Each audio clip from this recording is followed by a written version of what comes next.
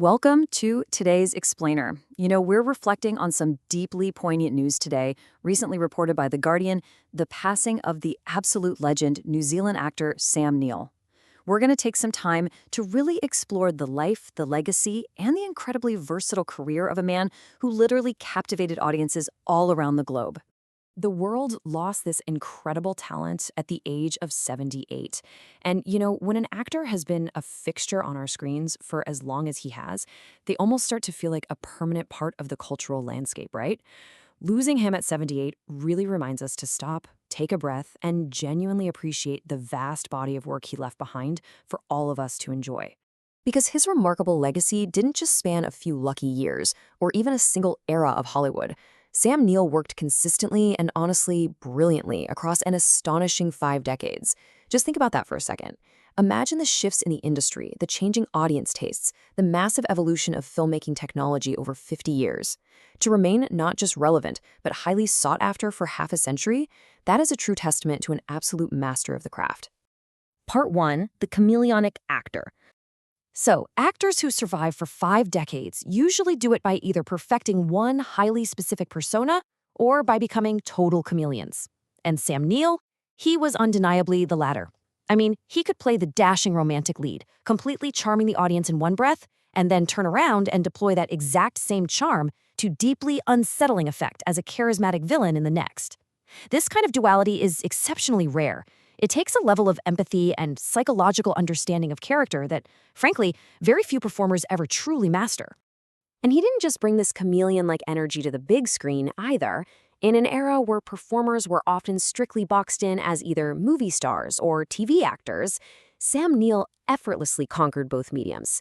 He totally understood that great storytelling isn't confined to a specific screen size. He brought his absolute best to television series just the same as he did to massive cinematic releases. Part 2. Defining masterpieces.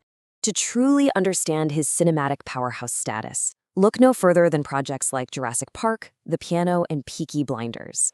Seriously, it's almost hard to believe the exact same actor is a foundational pillar in all 3 of these vastly different worlds.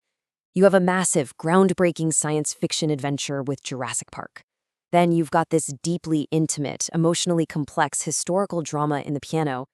And finally, you have the gritty, intense, modern television masterpiece that is Peaky Blinders.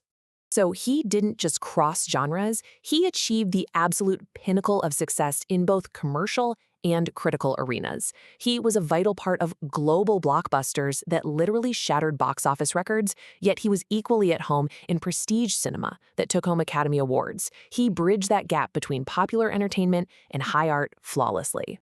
Part 3. The man behind the roles.